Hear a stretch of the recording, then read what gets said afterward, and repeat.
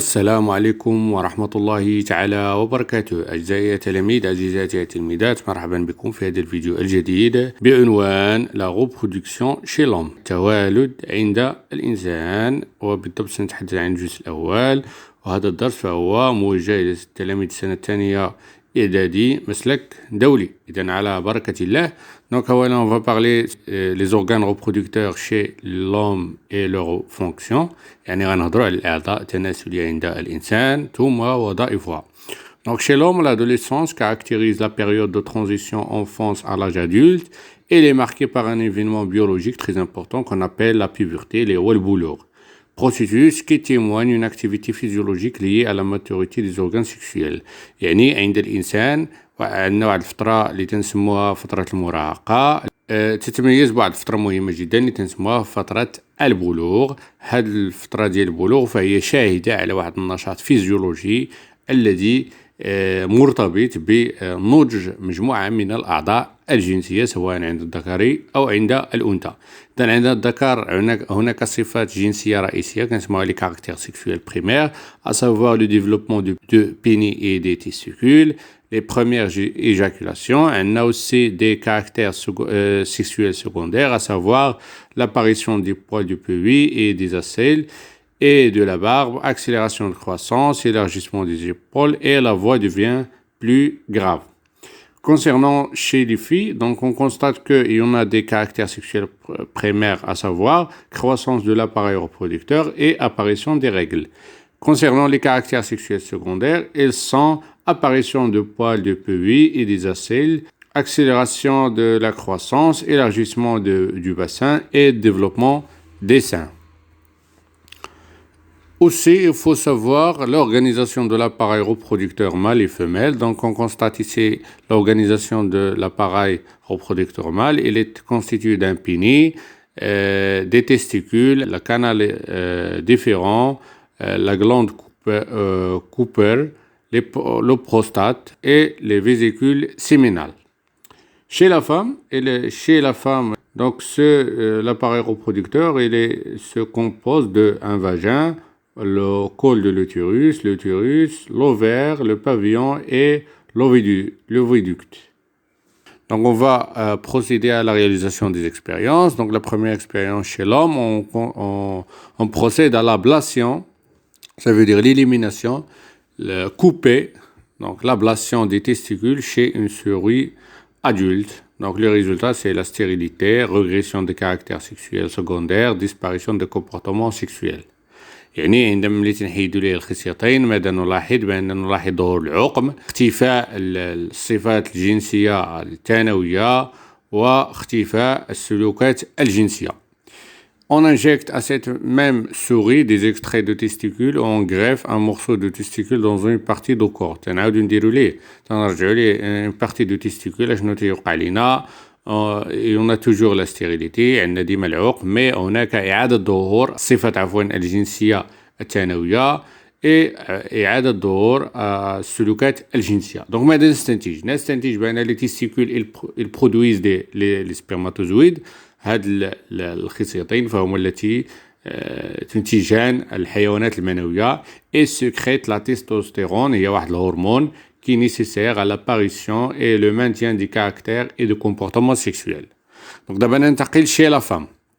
L'expérience elle est comme suit. L'ablation des ovaires chez une souris adulte. Le résultat c'est la stérilité, régression des caractères sexuels secondaires, disparition de comportements sexuels. On injecte à cette souris des extraits d'ovaires ou on greffe un morceau des ovaires dans une partie de leur corps. Donc on constate quoi? Le résultat c'est la stérilité, on a toujours la stérilité, la réapparition des caractères sexuels secondaires, la réapparition des comportements sexuels. Donc la conclusion c'est quoi? C'est que les ovaires ils produisent les ovules et sécrètent la progestérone et l'œstrogène. Ce sont des hormones nécessaires à l'apparition et au maintien des caractères et des comportements sexuels chez la femme. Donc la conclusion, les testicules et les ovaires, ils possèdent une double fonction. Donc chaque organisé, il possède une double fonction, à savoir, chez les testicules, ils produisent des gamètes mâles, chez les ovaires, ils produisent des gamètes femelles. Et il assure aussi Une autre fonction très importante, c'est la production et la sécrétion des hormones sexuels responsables de l'apparition et du maintien des caractères sexuels chez la femme et chez l'homme. On passe à étudier la structure anatomique des testicules et de l'ovaire. Donc ici, c'est une coupe transversale d'une testicule. On constate que chaque testicule contient environ 600 et 1200 tubes très fins, appelés tubes séminifères. Donc on les voit ici, ce sont des tubes séminifères, au niveau duquel se produisent les spermatozoïdes de façon permanente durant toute la vie. Donc les testicules est constitué d'un canal différent, un épididyme, et il regroupe des tubes séminifères, et à l'intérieur de ces tubes, il y a la production des spermatozoïdes durant toute la vie de l'homme. On passe ici donc à voir la structure de l'ovaire, donc l'anatomie de l'ovaire. À partir de la puberté, ça veut dire l'acquisition de la maturité sexuelle, et jusqu'à la ménopause, dans la femme. Les ovaires libèrent de manière cyclique des ovules. La durée de vie d'un ovule dans le corps féminin est de 24 à 48 heures. Donc, c'est les ovaires à travers des cycles qu'on appelle des cycles ovariens. Il y a la production des ovules d'une manière cyclique, et cet ovule, il a une durée de vie de 24 heures à 48 heures dans le corps féminin. Maintenant, on passe à étudier l'activité cyclique de l'ovaire et de l'utérus. Donc, le cycle ovarien chez la femme, l'ovule libéré lors de l'ovulation est issu d'une évolution d'une cellule mère. C'est un follicule, donc l'évolution des follicules. Cette évolution s'effectue en parallèle avec l'évolution des structures ovariennes appelées follicules. Donc les follicules, donc on remarque l'évolution de ces follicules, c'est la phase folliculaire. Donc après l'ovulation, le reste de follicules se transforme en corps jaune, ce qui marque le début de la phase lutéinique du cycle ovarien. Donc on a un cycle, une phase folliculaire et une phase lutéale. Ils sont subdivisés par l'événement de l'ovulation. Le cycle utérin chez la femme. Donc l'utérus a également une activité cyclique marquée par l'épaisseur, le changement de l'épaisseur de la couche interne de sa paroi augmente périodiquement et s'enrichit en vaisseaux sanguins. En absence de la fécondation, une partie de la muqueuse utérine est détruite à la fin du cycle menstruel et provoque l'écoulement des règles ou menstruation. Donc on remarque qu'il y a l'évolution de quoi? L'évolution de l'épaisseur de la muqueuse interne de l'utérus.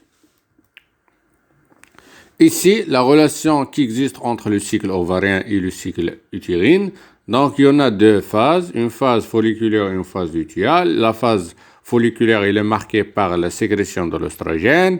L'œstrogène, il assure la reconstruction de la paroi utérine. Et après l'ovulation, donc il y a la sécrétion d'une grande quantité de progestérone. Cette grande quantité de progestérone et avec une quantité modérée de l'œstrogène, elle assure le maintien des parois de la muqueuse utérine. Donc pendant la phase folliculaire, il y a la production, l'ovaire il produit les oestrogènes. Ces oestrogènes ils augmentent après la fin des règles. Ces oestrogènes elles favorisent la reconstruction de la muqueuse utérine.